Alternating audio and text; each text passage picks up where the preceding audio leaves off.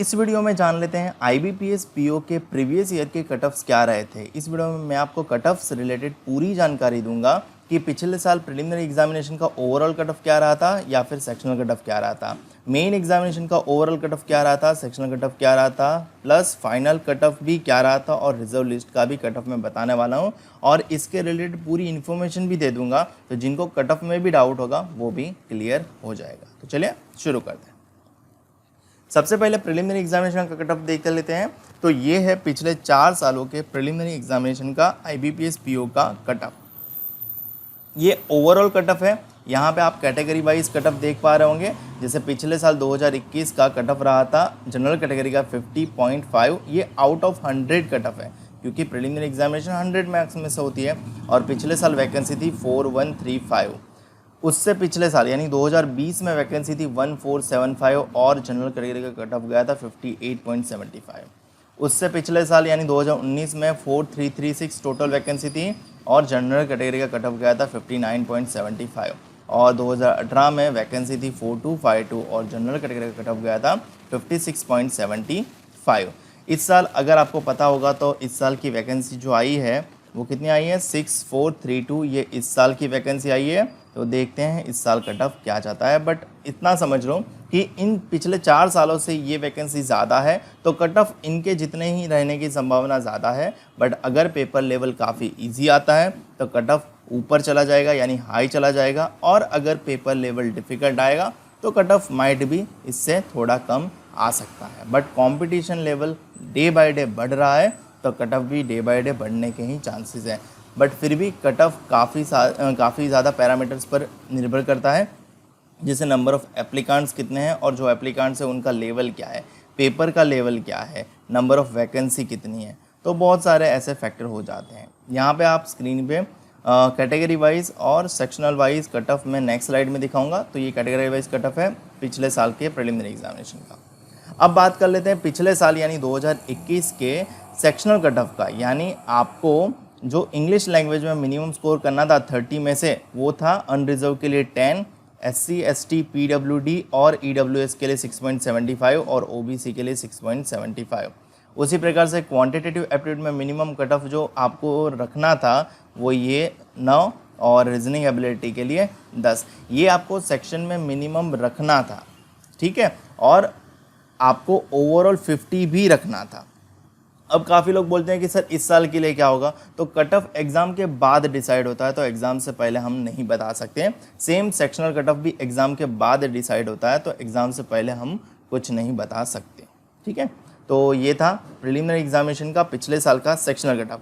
अब बात कर लेते हैं मेन एग्जामिनेशन के पिछले साल के कट ऑफ के बारे में। तो यहाँ पे जो दिखा रहा हूँ वो मेन एग्जामिनेशन का कट ऑफ है और ये मेन एग्जामिनेशन होती है 225 मार्क्स में से, जहाँ पे 25 मार्क का जो है ना वो डिस्क्रिप्टिव होता है, ठीक है।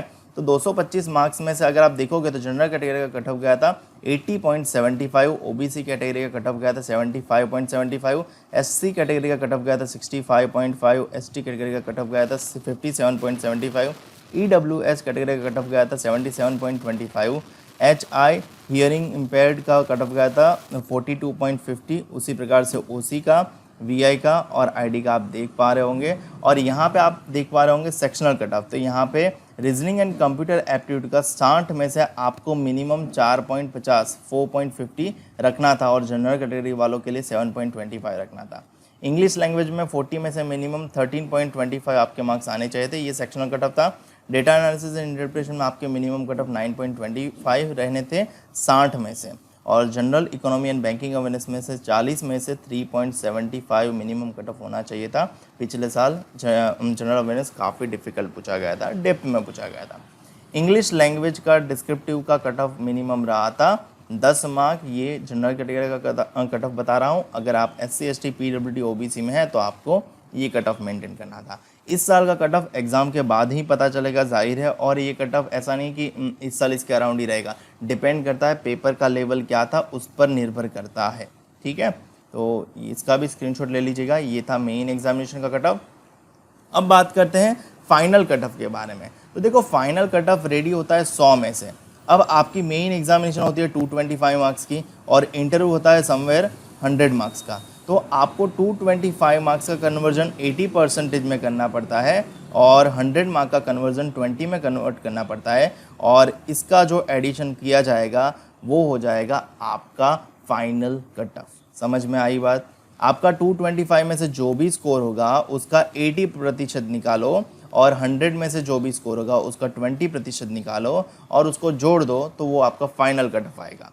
तो वो 100 में से बनेगा। तो उस प्रकार से ये था फाइनल कट ऑफ, जहाँ पे आप देख पा रहे होंगे अनरिजर्व कैटेगरी के लिए था 68.75, EWS के लिए था 52.58, OBC के लिए था 58.04, SC कैटेगरी के लिए था 49.87 और SC कैटेगरी के लिए था 60.30।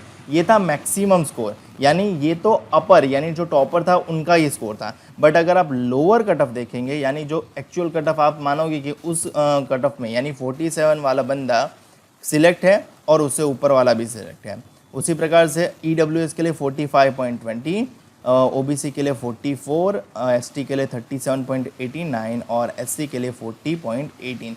ये था आपका पिछले साल का फाइनल कट ऑफ जो आउट ऑफ 100 में बनता है। रिटर्न का स्कोर 80 में कन्वर्ट होता है, इंटरव्यू का स्कोर 20 में कन्वर्ट होता है और फिर उसको आपको आगे बढ़ाना है। और रिज़र्व लिस्ट भी बनाई जाती है। रिज़र्व लिस्ट वो लिस्ट होती है कि मतलब उनका चयन उस साल तो नहीं हुआ है बट उनको रिज़र्व में रखा गया है, ताकि जो बच्चे इस साल मतलब उस साल ज्वाइन नहीं करेंगे उनकी जगह नेक्स्ट ईयर रिज़र्व लिस्ट के कट ऑफ से फिलअप की जाएगी। यानी अगर मान लो कि इस साल जैसे कि 2020 में 4135 वैकेंसी थी, 4135 में से मान लो कि 1000 बच्चों ने ज्वाइन नहीं किया, तो 1000 वैकेंसी तो विकांट रही। तो वो 1000 वैकेंसी किससे भरी जाएगी? वो भरी जाएगी रिज़र्व लिस्ट के कट ऑफ से। तो रिज़र्व लिस्ट का रिज़ल्ट जो आता है वो नेक्स्ट ईयर 1 अप्रैल से पहले यानी 31 मार्च को या 30 मार्च को डिक्लेयर कर दिया जाता है।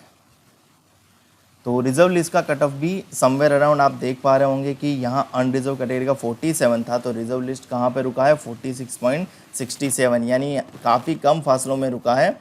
तो उसी प्रकार से आप EWS का 45.20 देख पा रहे होंगे, तो EWS का 44.89।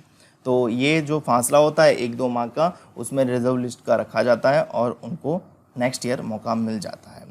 ज़रूरी नहीं कि रिज़र्व लिस्ट में जो रखे गए कैंडिडेट सभी लोग सिलेक्ट हो पाएँ, तो डिपेंड करता है कि कितनी वैकेंसी विकांट रही है कैटेगरी वाइज और कितनी ज़रूरत है, ठीक है, और कितने लोगों ने छोड़ दिया, तो उस पर डिपेंड करता है कम्प्लीटली।